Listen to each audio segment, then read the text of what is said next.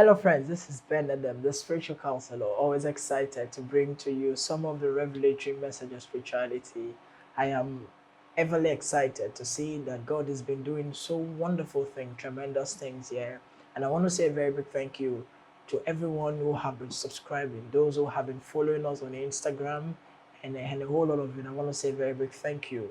Today, I feel that I should share with all something that has always been a concern to me, because once I see lots of people send messages and asking that, what can I do to remove curses? What can I do to break out spiritual curses and pronouncement and utterances? I'd like you to understand that there are 6 dimensions of curses.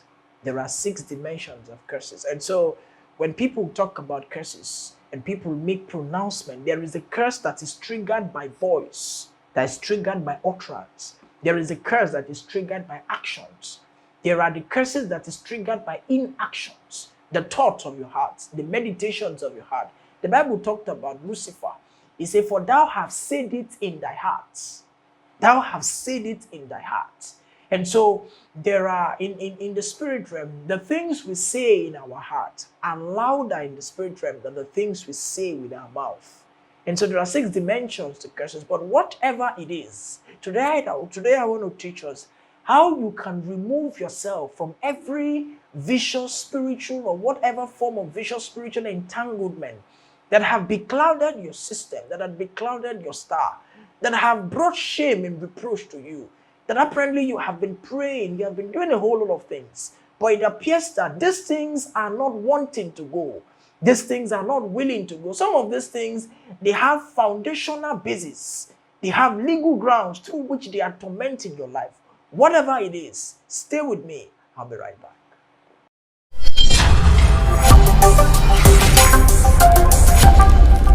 If you're just joining us today, we're talking about how to bring yourself, come away from whatever form of spiritual entanglement. And today we'll be talking about how to use dates. Dates. Now, a whole lot of people have talked about dates. So much have been said about the spiritual usage of dates, the spiritual significance of dates, what dates was, and a whole lot of things. But now, for this particular spiritual process, for this particular spiritual prayer, you're going to do this prayer for 14 days. You do this prayer for 14 days. And for that 14 days, you're going to buy 14 seeds of these dates. 14 seeds of dates. Date in spirituality speaks of taste. Date speaks of sweetness. Date speaks of covenants. The tree of dates is one of the most significant trees in spirituality. And so there's so much about it. It's just like the palm tree. The palm tree has no waste. There is no aspect of the palm tree that is of waste. Likewise, the dates. Likewise, the dates. And so whatever, you're going to do this, you get 14 seeds of this date. 14, these are dates. You get 14. Now, you do this prayer, you're going to take a fast. You take a fast, and it's going to be, either you could take a normal fast, a flesh fast. I told you there are 3 forms of fast. There's a flesh fast, there's a soul fast, and there's a spiritual fast. It could be a spiritual fast, it could be a normal flesh fast. You do it for 14 days. For those 14 days, whenever you are breaking, the first thing you are going to take is dates. You will take these dates, you will make prayers and utterances into the dates. That every seed that has been in me, say, the curses that are fighting in you, that are fighting against you, there is a seed of that curse inside of you.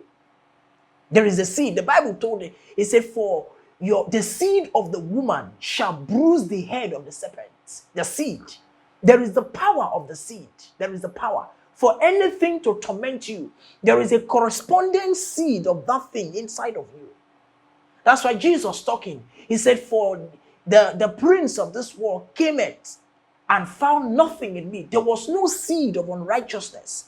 So there was no way he could be attacked. There was no way he could be punctured. And so whatever is affecting you, there is a seed. There is a seed of that thing in you.